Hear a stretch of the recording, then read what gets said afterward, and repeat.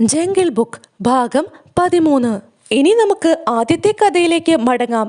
Council യോഗം കൂടിയിരുന്ന പാറപ്പുറത്ത് വെച്ച് ചെന്നായ്ക്കൂട്ടങ്ങളുമായി വഴക്കിട്ട Mowgli ഗുഹയിൽ ചെന്ന് യാത്ര പറഞ്ഞിട്ട് അടുത്തുള്ള ഗ്രാമത്തിലെത്തി. പക്ഷേ അവിടെ താങ്ങാൻ അവൻ തയ്യാറായില്ല. കരുത്തനായ ഒരു ശത്രു ഷേർഖാൻ അവനുണ്ട്. കാടിന് സമീപത്ത് താമസിക്കുന്നത് അപകടമാണ്. താഴ്വരയിലെ കുന്നും കുഴിയും നിറഞ്ഞ പാതയിലൂടെ അതിവേഗം അവൻ നടന്നു. ഉദ്ദേശം 20 മൈൽ നടന്നപ്പോൾ അപരിചിതമായ മറ്റൊരു നാട്ടിലെത്തി. ഘോരവനത്തോട് ചേർന്ന വിശാലമായൊരു ഭൂവിഭാഗമായിരുന്നു അത്. അങ്ങിങ്ങ് പാറക്കൂട്ടങ്ങളും അഗാധമായ മലയിടുക്കുകളുമുണ്ട് അവിടെ. ഒരു വശത്ത് ഒരു ചെറിയ ഗ്രാമവും. ഗ്രാമത്തിനും കാടിനുമിടയ്ക്ക് പുൽമേടാണ്. പുൽമേട്ടിൽ പശുക്കളും പോത്തുകളും മേഞ്ഞു നടക്കും. മൗഗ്ലി പുൽമേട്ടിലെത്തിയപ്പോൾ കാലിക്കൂട്ടങ്ങളെ മേய்ച്ചു നടന്നിരുന്ന കൊച്ചുകുട്ടികൾ ഭയപ്പെട്ട് നിലവിളിച്ചുകൊണ്ട് ഓടിപ്പോയി. തവിട്ട് നിറമുള്ള നാടൻ പട്ടികൾ ഉറക്കി കുരച്ചു. മൗഗ്ലി ഒട്ടും കൂസാതെ മുന്നോട്ട് നടന്നു. ഗ്രാമത്തിലേക്കുള്ള കവാടത്തിൽ വലിയൊരു മുൾച്ചെടി കൊണ്ട് മാർഗതടസ്സമുണ്ടാക്കിയിരുന്നു. വെളുപ്പാങ്കാലത്ത് ആരോ അത് ഒരു വശത്തേക്ക് മാറ്റിയിട്ടിരിക്കുന്നത് അവൻ കണ്ടു. ഓഹോ, അപ്പോഴിവിടെയുള്ളവർക്കും കാട്ടുമൃഗങ്ങളെ ഭയമാണ്, അവൻ തന്നെത്താൻ പറഞ്ഞു. വന്യമൃഗങ്ങൾ കടന്നു കയറാതിരിക്കാൻ മുളുവേലി കെട്ടുന്നത് രാത്രി ഇരതേടി നടക്കുന്നതിനിടയിൽ അവൻ കണ്ടിട്ടുണ്ട്. നടന്നു ക്ഷീണിച്ച അവൻ ആ വാതിക്കൽ ഇരുന്നു. തൊട്ടടുത്തുള്ള വീട്ടിൽ നിന്നും പുറത്തിറങ്ങി വന്ന ഒരാളോട് തനിക്ക് വിശക്കുന്നു എന്നവൻ ആംഗ്യം കാണിച്ചു. അയാൾ അവനെ തുറച്ചു നോക്കിയിട്ട് അമ്പരപ്പോടെ ഓടിപ്പോയി. ഗ്രാമത്തിലെ പുരോഹിതനെ വിളിച്ചുകൊണ്ടുവന്നു. വെളുത്ത വസ്ത്രം ധരിച്ച, നെറ്റിയിൽ ചുവപ്പും മഞ്ഞയും കുറികൾ അണിഞ്ഞ ഒരു തടിയനായിരുന്നു പുരോഹിതൻ. അയാളോടൊപ്പം 100ഓളം ഗ്രാമീണരും ഉണ്ടായിരുന്നു. എല്ലാവരും മൗഗ്ലിയെ ചൂണ്ടിക്കാണിച്ചിട്ട് എന്തൊക്കെയോ വിളിച്ചു പറയുന്നുണ്ടായിരുന്നു. ഈ മനുഷ്യർക്ക് ഒരു മര്യാദയും ഇല്ലല്ലോ, മൗഗ്ലി ആത്മഗതം തുടർന്നു. കുരങ്ങന്മാരേക്കാൾ കഷ്ടമാണ് ഇവരുടെ രീതികൾ. നീണ്ട തലമുടി പിന്നിലേക്കൊതുക്കി ആൾക്കൂട്ടത്തെ നോക്കി മുഖം വീർപ്പിച്ചവൻ ഇരുന്നു. പേടിക്കാൻ എന്തിരിക്കുന്നു, പുരോഹിതൻ പറഞ്ഞു. ഇവന്റെ കയ്യിലും കാലിലുമുള്ള തടമ്പുകൾ കണ്ടോ? ചെന്നായ്കൾ കടിച്ചതാണ്. കാട്ടിൽ നിന്നും ഓടിപ്പോന്ന ചെന്നായ്ക്കുട്ടിയാണിവൻ. കാട്ടിൽ വെച്ച് കളിക്കുന്നതിനിടയിൽ കൂട്ടുകാരായ ചെന്നായി കുഞ്ഞുങ്ങൾ മനഃപൂർവ്വമല്ലാതെ മൗഗ്ലിയെ കടിക്കും. അതിന്റെ വെളുത്ത പാടുകൾ അവന്റെ കറുത്ത ശരീരത്തിൽ ധാരാളമായി കാണാം. പക്ഷേ അതൊന്നും ഒരു കടിയായിട്ട് അവൻ പറയാറില്ല. ശരിയായ കടി എങ്ങനെയാണെന്ന് അവന് നന്നായി അറിയാം. കഷ്ടം കഷ്ടം, 2-3 സ്ത്രീകൾ ഒന്നിച്ചു പറഞ്ഞു. പാവം കുട്ടി, ചെന്നായി കടിച്ചു കീറിക്കളഞ്ഞു. കാണാൻ നല്ല ചന്തവുമുണ്ട്. കണ്ണിന്റെ തിളക്കം കണ്ടോ? മെസുവ, ഇവനെ കടുവ കടിച്ചെടുത്തോണ്ട് പോയ നിന്റെ മോനെ പോലെ തോന്നുന്നു. ഈശ്വരനാണ് സത്യം. ഞാനൊന്ന് നോക്കട്ടെ. കൈകളിലും കാലുകളിലും ചെമ്പുവളകളിട്ട ഒരു സ്ത്രീ മൗഗ്ലിയുടെ കൈപ്പത്തിയുടെ അടിവശം പരിശോധിച്ചു. ഇല്ല, ഇതവനല്ല. അവൻ കുറെ കൂടി മെലിഞ്ഞിട്ടാണ്. എങ്കിലും എൻ്റെ കുട്ടിയുടെ അതേ ചായയാണ് ഇവനും. പുരോഹിതൻ ബുദ്ധിമാനായിരുന്നു. ഗ്രാമത്തിലെ ഏറ്റവും വലിയ ധനികന്റെ ഭാര്യയാണ് മെസുവ. അല്പനേരം പുരോഹിതൻ ആകാശത്ത് നോക്കി ധ്യാനിച്ചിട്ട് ഗൗരവത്തിൽ പറഞ്ഞു. കാട് കൊണ്ടുപോയത് കാട് തന്നെ തിരിച്ചേൽപ്പിച്ചിരിക്കുന്നു. പെങ്ങളെ, ഇവനെ വീട്ടിലേക്ക് കൊണ്ടുപോയിക്കോളൂ. കൃത്യമായി ഭാവി പ്രവചിക്കാൻ കഴിവുള്ള ഈ പുരോഹിതന്റെ കാര്യം മറക്കരുത് കേട്ടോ. എന്നെ സംഘത്തിൽ ചേർക്കുന്നതിന് മുമ്പ് ചെന്നായ്കൾ കാട്ടിക്കൂട്ടിയതുപോലെ തന്നെയാണല്ലോ ഈ മനുഷ്യരും കാണിക്കുന്നത്, മൗഗ്ലി വിചാരിച്ചു. എന്തായാലും മനുഷ്യനാകാൻ തീരുമാനിച്ച ഞാൻ മനുഷ്യനായേ പറ്റൂ. മെസുവ എന്ന പേരായ ആ സ്ത്രീ മൗഗ്ലിയെ അവരുടെ കുടിലിലേക്ക് ആനയിച്ചു. ആൾക്കൂട്ടം പിരിഞ്ഞുപോയി. ചുവപ്പ് ചായം പൂശിയ ഒരു കട്ടിൽ, മണ്ണുകൊണ്ട് നിർമ്മിച്ച ചിത്രപ്പണികൾ ചെയ്ത ധാന്യങ്ങൾ സൂക്ഷിക്കാനുള്ള ഒരു വലിയ ഭരണി, ചെറിയ ഒരറയ്ക്കുള്ളിൽ ഹിന്ദു ദൈവത്തിന്റെ ഒരു കൊച്ചു പ്രതിമ എന്നിവ മെസുവ മൗഗ്ലിക്ക് കൊടുത്ത മുറിയിലുണ്ടായിരുന്നു. ഉത്സവ ചന്തകളിൽ വാങ്ങാൻ കിട്ടുന്ന ഒരുതരം മുഖക്കണ്ണാടി ചുവരിൽ ഉറപ്പിച്ചിരിക്കുന്നത് മൗഗ്ലി കണ്ടു. ഒരു വലിയ പാത്രം നിറച്ച് പാലും റൊട്ടിയും ആ സ്ത്രീ മൗഗ്ലിക്ക് കൊടുത്തു. എന്നിട്ട് അവന്റെ ശിരസിൽ തലോടിക്കൊണ്ട് കണ്ണുകളിൽ ഉറ്റുനോക്കി. കടുവ കൊണ്ടുപോയ തന്റെ പുത്രൻ തന്നെയാവാം ആ കുട്ടിയെന്ന് ഒരുപക്ഷെ അവർക്ക് തോന്നിയിരിക്കാം. നാദു, എന്റെ നാദു, അവർ വിളിച്ചു. ആ പേര് കേട്ടിട്ടുള്ളതിന്റെ ലക്ഷണമൊന്നും മൗഗ്ലിയുടെ മുഖത്ത് പ്രകടമായില്ല. ഞാൻ നിനക്ക് പുതിയ ചെരുപ്പ് വാങ്ങി തന്നത് ഓർമ്മയുണ്ടോ എന്ന് ചോദിച്ച് അവന്റെ കാലുകളിൽ അവർ തഴുകി. കലമാൻ കൊമ്പ് പോലെ പരിപരുത്ത ആ പാദങ്ങൾ കണ്ട് ദുഃഖത്തോടെ അവർ പറഞ്ഞു. ഇല്ല, ചെരുപ്പിട്ട് നടന്നിട്ടുള്ള കാലല്ല ഇത്. എങ്കിലും നിന്നെ കണ്ടിട്ട് എൻ്റെ നാദുവാണെന്ന് തോന്നുന്നു. നീ എൻ്റെ മോനായിരുന്നെങ്കിൽ. മുമ്പൊരിക്കലും വീടിനുള്ളിൽ കഴിഞ്ഞിട്ടില്ലാത്ത മൗഗ്ലി വല്ലാതെ അസ്വസ്ഥനായി. പുല്ലുമഞ്ഞ മേൽക്കുരയിലേക്ക് അവൻ നോക്കി. വേണമെങ്കിൽ അത് വലിച്ചു പൊളിച്ച് പുറത്തു ചാടാമെന്ന് മനസ്സിലായി. ജനൽപ്പാളികൾ അടച്ച് കൊളുത്തിട്ടിട്ടില്ലെന്നും അവൻ കണ്ടു. ഒരാൾ പറയുന്നത് മറ്റൊരാൾക്ക് മനസ്സിലാക്കാൻ കഴിഞ്ഞില്ലെങ്കിൽ കഷ്ടം തന്നെ, അവൻ ആലോചിച്ചു. കാട്ടിൽ ഞങ്ങളുടെ ഇടയിൽ അകപ്പെട്ട ഒരു മനുഷ്യനെ പോലെ ഒന്നും മിണ്ടാനാവാത്ത അവസ്ഥയിലാണ് ഞാനും. എനിക്കും ഇവരെ പോലെ സംസാരിക്കാൻ പഠിക്കണം. ചെന്നായ്ക്കളുടെ കൂട്ടത്തിൽ കഴിഞ്ഞിരുന്നപ്പോൾ മാനിന്റെ അലർച്ചയും കാട്ടുപന്നിയുടെ അമറലും അനുകരിക്കാൻ പഠിച്ചത് വെറുതെയല്ല. ഇപ്പോൾ മെസ്വ പറയുന്ന ഓരോ വാക്കും അതുപോലെ ഉച്ചരിക്കാൻ അവൻ ശ്രമിച്ചു. അന്ന് ഇരുട്ടുന്നതിന് മുമ്പ് ആ കുടിലിലുള്ള പല സാധനങ്ങളുടെയും പേരുകൾ പഠിക്കുകയും ചെയ്തു. ഉറങ്ങാൻ കിടന്നപ്പോഴാണ് ആകെ പ്രശ്നമായത്. അടച്ചിട്ട മുറിയിൽ അവൻ ഉറങ്ങിയിട്ടില്ല. പുലിയെ പിടിക്കാനുള്ള ഒരു കെണിയായിട്ടാണ് അവൻ ആ മുറി തോന്നിയത്. വാതിലടച്ചപ്പോൾ അവൻ ജനൽ വഴി പുറത്തു ചാടി. അവന് ഇഷ്ടമുള്ളിടത്ത് കിടന്നോട്ടെ, മെസ്വായുടെ ഭർത്താവ് പറഞ്ഞു. ഇതുവരെ കട്ടിലിൽ കിടന്ന് ശീലമില്ലാത്തത് കൊണ്ടാണ്. നമ്മുടെ മകനാണ് ഇവനെങ്കിൽ ഒരിടത്തേക്കും ഓടിപ്പോവുകയില്ല. പാടത്തിന്റെ ഒരരികിൽ തെങ്ങി വളർന്ന പച്ചപ്പിന് മീതെ മൗഗ്ലി നീണ്ടു നിവർന്ന് കിടന്നു. കണ്ണടയ്ക്കാൻ തുടങ്ങിയപ്പോഴുണ്ട് ചാരനിറത്തിലുള്ള മൃദുവായ ഒരു മൂക്ക് അവന്റെ കവിളിനെ സ്പർശിച്ചു. ഫൂ, പുകയുടെയും കന്നുകാലിയുടെയും നാറ്റം, ചെമ്പൻ ചെന്നായ പറഞ്ഞു. അമ്മ ചെന്നായയുടെ 4 മക്കളിൽ മൂത്തവനാണ് ചെമ്പൻ ചെന്നായ. മൗഗ്ലിയെ അന്വേഷിച്ചു വന്നതാണ് അവൻ. ഇതിനു വേണ്ടിയാണോ ഇത്രയും ദൂരം ഞാൻ ഓടി വന്നത്? എഴുന്നേക്കൂ അനിയ, ഒരു കാര്യം പറയാനുണ്ട്. അവനെ ആലിംഗനം ചെയ്തുകൊണ്ട് മൗഗ്ലി ചോദിച്ചു. കാട്ടിലെല്ലാവർക്കും സുഖമാണോ? അന്ന് ചുവന്ന പൂകൊണ്ട് പൊള്ളലേറ്റ ചെന്നായ്ക്കൾ കൊഴിച്ച് മറ്റെല്ലാവർക്കും സുഖം തന്നെയാണ്. ഇനി ഒരു പ്രധാന കാര്യം, ഷേർഖാന്റെ രോമം പാടെ കരിഞ്ഞുപോയി. പുതിയ രോമം മുളയ്ക്കുന്നതുവരെ ഇര തേടാൻ ദൂരെ എങ്ങോ പോയിരിക്കുകയാണ്.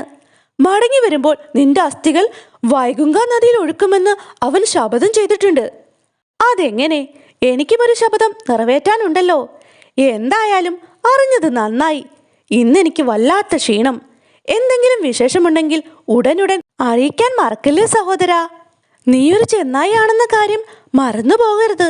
അത് മറക്കാൻ മനുഷ്യർ നിന്നെ അനുവദിക്കുകയുമില്ല, ചെമ്പൻ ചെന്നായ പറഞ്ഞു. ഒരിക്കലും ഞാൻ മറക്കില്ല. നിന്നെയും നമ്മുടെ ഗുഹയിലുള്ള മറ്റെല്ലാവരെയും ഞാൻ സ്നേഹിക്കുന്നു. എന്നെ ചെന്നായിക്കൂട്ടത്തിൽ നിന്ന് പുറത്താക്കിയ കാര്യവും ഞാൻ വിസ്മരിക്കുകയില്ല. ഇനി ഇപ്പോഴത്തെ കൂട്ടുകാരും നിന്നെ പുറന്തള്ളിയെന്ന് വരും. അനിയ, മനുഷ്യർ എല്ലായ്പ്പോഴും മനുഷ്യർ തന്നെയാണ്.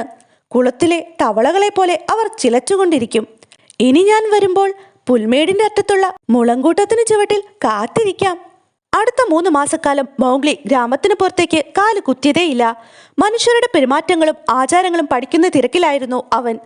ആദ്യമായി അരയിലൊരു തുണി ചുറ്റിയപ്പോൾ അവന് വല്ലാതെ വിമ്മിട്ടം തോന്നി. പണത്തെക്കുറിച്ച് പഠിക്കാൻ ശ്രമിച്ചുവെങ്കിലും ഒന്നും മനസ്സിലായില്ല. നിലം ഉഴുന്നതിന്റെ പ്രയോജനവും അവന് ബോധ്യപ്പെട്ടില്ല. ഗ്രാമത്തിലെ കുട്ടികൾ അവനെ ദേഷ്യം പിടിപ്പിച്ചു. ക്രോധം നിയന്ത്രിക്കാൻ കാട്ടിലെ നിയമങ്ങൾ അവൻ പഠിച്ചിരുന്നത് രക്ഷയായി. ഇര തേടുന്നതിനും കാട്ടിൽ ജീവിക്കുന്നതിനും അത് ആവശ്യമായിരുന്നു. പക്ഷേ ഇപ്പോൾ കളിക്കാനോ പട്ടം പറത്താനോ അറിഞ്ഞുകൂടാതെ വരുമ്പോഴും ചില വാക്കുകൾ തെറ്റായി ഉച്ചരിക്കുമ്പോഴും കുട്ടികൾ കളിയാക്കുന്നത് അവന് സഹിച്ചില്ല. നഗ്നരായ മനുഷ്യക്കുട്ടികളെ കൊല്ലുന്നത് കരുത്തന്മാർക്ക് ചേർന്നതല്ലെന്ന വിശ്വാസം കൊണ്ട് മാത്രമാണ് അവരെ അവൻ കൊന്നുകളയാത്തത്. സ്വന്തം ശക്തിയെക്കുറിച്ച് മൗഗ്ലിക്ക് തീരെ ബോധ്യമില്ലായിരുന്നു. കാട്ടിലെ മറ്റു ജന്തുക്കളെ അപേക്ഷിച്ച് ദുർബലനാണ് താനെന്നറിയാം. പക്ഷേ കാളക്കൂറ്റിന്റെ ശക്തി അവനുണ്ടെന്നാണ് ഗ്രാമത്തിലെ ജനങ്ങൾ പറയുന്നത്. മനുഷ്യനെ മനുഷ്യനിൽ നിന്നും വേർതിരിക്കുന്ന ജാതി വ്യവസ്ഥയെക്കുറിച്ച് മൗഗ്ലിക്ക് യാതൊരു അറിവുമില്ല. കുശവന്റെ കഴുത കുഴിയിൽ വീണപ്പോൾ അതിന്റെ വാലിൽ പിടിച്ച് കരകയറ്റിയത് മൗഗ്ലിയാണ്. ഗാനിവാരയിലെ ചന്തയിലേക്ക് കൊണ്ടുപോകാനുള്ള മൺകലങ്ങൾ അടുക്കി വെക്കാനും അവൻ അയാളെ സഹായിച്ചു. അത് ഒരു അധമമായ പ്രവൃത്തിയായിട്ടാണ് നാട്ടുകാർ കണ്ടത്. കാരണം താഴ്ന്ന ജാതിക്കാരനാണ് കുശവൻ. അവന്റെ കഴുത അതിലും താഴ്ന്ന ജാതിയും. പുരോഹിതൻ ശകാരിച്ചപ്പോൾ അയാളെ കഴുതപ്പുറത്ത് പിടിച്ചിരുത്തുമെന്ന് മൗഗ്ലി ഭീഷണിപ്പെടുത്തി. കഴിയുന്നതും വേഗം അവനെ ജോലി ചെയ്യാൻ അയക്കണമെന്ന് പുരോഹിതൻ മെസ്വായുടെ ഭർത്താവിനോട് ഉപദേശിച്ചു. പിറ്റേന്ന് തന്നെ പോത്തുകളെ മേയ്ക്കാൻ പോകണമെന്ന് ഗ്രാമത്തലവൻ നിർദ്ദേശിക്കുകയും ചെയ്തു. മൗഗ്ലിക്ക് ഏറ്റവും സന്തോഷകരമായ ജോലിയായിരുന്നു അത്. ജോലി ചെയ്യാൻ നിയോഗിക്കപ്പെട്ടതോടെ അവന് സ്വാതന്ത്ര്യവും ലഭിച്ചു. അന്നു രാത്രി ആലിൻ ചുവട്ടിലെ സദസ്സിൽ അവനും പങ്കുകൊണ്ടു. ഒരു വലിയ വടവൃക്ഷത്തിന്റെ ചുവട്ടിലുള്ള മൺതിട്ടയിൽ എല്ലാ ദിവസവും ഗ്രാമസഭ കൂടാറുണ്ട്. ഗ്രാമത്തലവനും അവിടുത്തെ കാവൽക്കാരനും നാട്ടുവിശേഷം എല്ലാം അറിയുന്ന ക്ഷുരകനും നായാട്ടുകാരനും തോക്കിന്റെ ഉടമയായ ബൽദേവും അവിടെ ഒത്തുകൂടും. മരക്കൊമ്പുകളിലിരുന്ന് കുരങ്ങന്മാർ കലപില കൂട്ടും. മൺതിട്ടയിലെ മാളത്തിൽ ഒരു മൂർഖം പാമ്പ് പാർത്തിരുന്നു. അതിനെ പൂജിച്ചിരുന്ന ഗ്രാമീണർ എന്നും സന്ധ്യയ്ക്ക് ഒരു തളികയിൽ കുറച്ച് പാലും കൊണ്ടുകൊടുക്കും. രാത്രി വൈകുന്നതുവരെ വൃദ്ധന്മാർ അവിടെ ഇരുന്ന് ഹൂക്ക വലിക്കുകയും വർത്തമാനം പറയുകയും ചെയ്യും. മനുഷ്യരെയും പ്രേതങ്ങളെയും ദേവന്മാരെയും കുറിച്ചുള്ള അത്ഭുതകരമായ കഥകൾ അവർക്ക് പറയാനുണ്ടാവും. ചിലപ്പോൾ വന്യമൃഗങ്ങളെക്കുറിച്ചുള്ള കഥകളും കേൾക്കാം. അത് കേട്ട് കുട്ടികൾ അമ്പരന്ന് വാപൊളിക്കും. ഗ്രാമത്തിനോട് ചേർന്ന് കൊടുങ്കാടായതുകൊണ്ട് കാട്ടിലെ മൃഗങ്ങളെക്കുറിച്ചുള്ള കഥകളാണേറെയും. മാനും കാട്ടുപന്നിയും ചിലപ്പോൾ നാട്ടുകാരുടെ വിളകൾ നശിപ്പിക്കും. വല്ലപ്പോഴും സന്ധ്യാസമയത്ത് ഗ്രാമത്തിൽ പ്രത്യക്ഷപ്പെടുന്ന കടുവ ആരെങ്കിലും കടിച്ചെടുത്ത് കൊണ്ടുപോകുന്ന പതിവുണ്ട്. കാടിനെക്കുറിച്ച് നന്നായി അറിയാവുന്ന മോഗ്ലി അവരുടെ കഥ കേട്ട് ചിരിക്കാതിരിക്കാൻ പാടുപെടും. ബൽദേവ് വലിയ തോക്ക് കാൽമുട്ടുകളിൽ ചാരിവെച്ച് തന്റെ സാഹസിക കൃത്യങ്ങളെക്കുറിച്ച് വീമ്പിളക്കും. മോഗ്ലി മുഖം പൊത്തി ചിരിക്കും. മെസ്സുവായുടെ മകനെ പിടിച്ചുകൊണ്ടുപോയ കടുവ ഒരു പ്രേതമായിരുന്നുവെന്ന് ബൽദേവ് വിശദീകരിച്ചു. ഏതാനും വർഷം മുമ്പ് മരിച്ചുപോയ ഒരു പണമിടപാടുകാരന്റെ പ്രേതമായിരുന്നത്രേ അത്. എന്റെ പക്കൽ അതിനുള്ള തെളിവുണ്ട്, ബൽദേവ് പറഞ്ഞു. ഒരിക്കൽ പൂരണൻദാസിന്റെ വീട്ടിൽ വെച്ച് ഒരു ലഹളയുണ്ടായി. അവന്റെ കണക്ക് പുസ്തകം കത്തിച്ചു കളഞ്ഞു. കാൽമുട്ട് തല്ലി ഒടിക്കുകയും ചെയ്തു. അന്നു മുതൽ അയാൾ മുടന്തിയാണ് നടന്നിരുന്നത്. മെസ്സുവായുടെ മകനെ കൊണ്ടുപോയ കടുവയ്ക്കും മുടന്തുണ്ടായിരുന്നു. കാലടയാളം കണ്ടാണ് ഞാനത് മനസ്സിലാക്കിയത്. ശരിയാ ശരിയാ, വൃദ്ധന്മാർ തലകുലുക്കി. ഇതെല്ലാം പച്ചക്കള്ളമാണ്, മോഗ്ലി പറഞ്ഞു. ആ കടുവയ്ക്ക് ജനിച്ചപ്പോഴേ മുടന്നുണ്ടായിരുന്നു. കുറുക്കന് ധൈര്യം പോലുമില്ലാത്ത ഒരു ജന്തുവിന്റെ ഉടലിൽ പണമിടപാടുകാരുടെ പ്രേതം ആവേശിച്ചുവെന്ന് പറഞ്ഞാൽ കൊച്ചുകുട്ടി പോലും വിശ്വസിക്കില്ല. മോഗ്ലി പറയുന്നത് കേട്ട് ബൽദേവിന്റെ നാവിറങ്ങിപ്പോയി. ഗ്രാമത്തലവൻ ഒന്നും മിണ്ടാനാവാതെ മിഴിച്ചു നിന്നു. ഓഹോ, കാട്ടിൽ നിന്ന് വന്ന ചെക്കനല്ലേ ഇത്? അല്പം കഴിഞ്ഞ് ബൽദേവ് പറഞ്ഞു. നീ അത്രയ്ക്ക് ബുദ്ധിമാനാണെങ്കിൽ ആ കടുവയുടെ തോലുരിച്ച് ഖാനിവാരയിലേക്ക് കൊണ്ടുവന്നാൽ മതി. കടുവയെ കൊല്ലുന്നവർക്ക് ഗവൺമെന്റ് 100 രൂപ സമ്മാനം പ്രഖ്യാപിച്ചിട്ടുണ്ട്. വലിയവർ സംസാരിക്കുന്നിടത്ത് കയറി വെറുതെ അതും ഇതും പറയരുത്. മോഗ്ലി പോകാനായി എഴുന്നേറ്റു. 2 ചുവട് നടന്നിട്ട് തിരിഞ്ഞു നിന്ന് അവൻ വിളിച്ചു പറഞ്ഞു. ഇന്നിവിടെ പറഞ്ഞതെല്ലാം ഞാൻ കേട്ടു.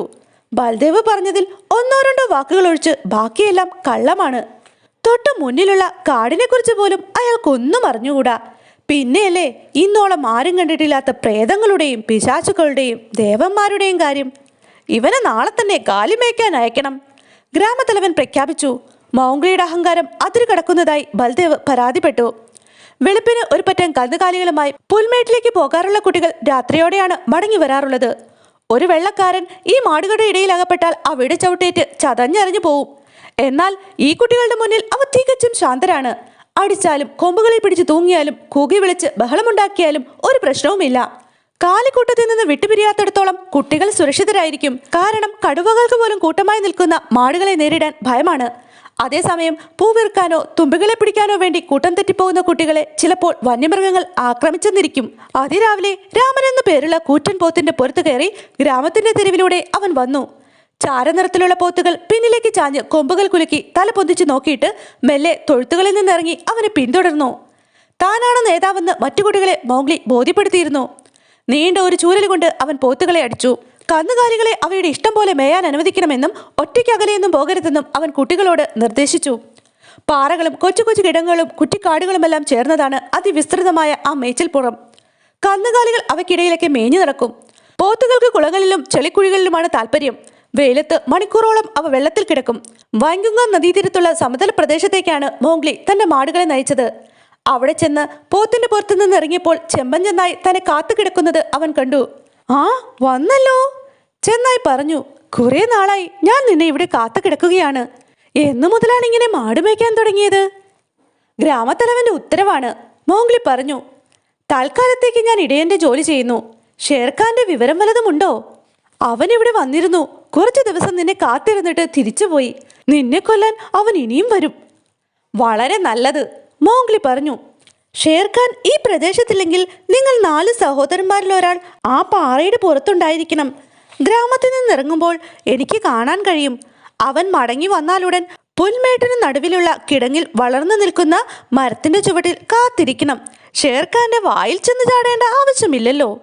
മോഗ്ലി ഒരു മരത്തണലിൽ കിടന്നുറങ്ങി. പോത്തുകൾ അവന് ചുറ്റും മേഞ്ഞു നടന്നു. ലോകത്തിലെ ഏറ്റവും അലസമായ പണികളിൽ ഒന്നാണ് ഈ നാട്ടിൽ കാലിമേയ്ക്കുന്നത്.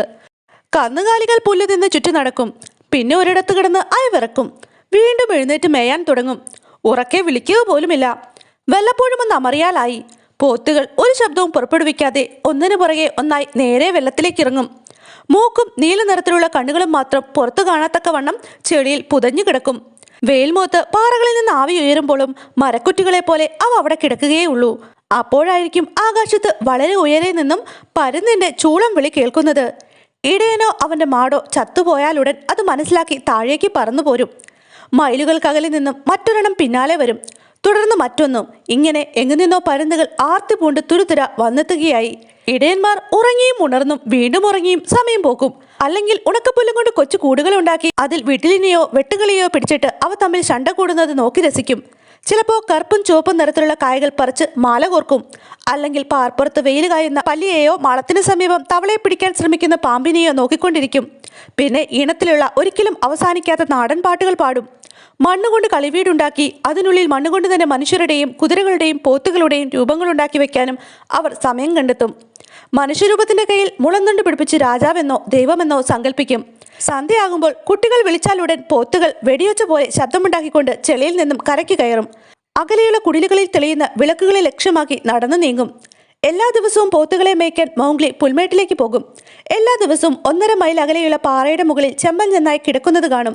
തന്റെ ശത്രുവായ ഷേർഖാൻ എത്തിയിട്ടില്ലെന്നറിഞ്ഞ് അവൻ പുൽപ്പരപ്പിൽ മലർന്നു കിടന്ന് ചുറ്റുപാടുമുള്ള ശബ്ദം കേട്ട് മയങ്ങും. അല്ലെങ്കിൽ കാട്ടിൽ കഴിച്ചുകൂട്ടിയിരുന്ന ദിനങ്ങളെക്കുറിച്ച് സ്വപ്നം കാണും. അബദ്ധത്തിലെങ്ങാനും ഷേർഖാൻ ആ പരിസരത്തെത്തിയാൽ തീർച്ചയായും അവൻ അറിയുമായിരുന്നു.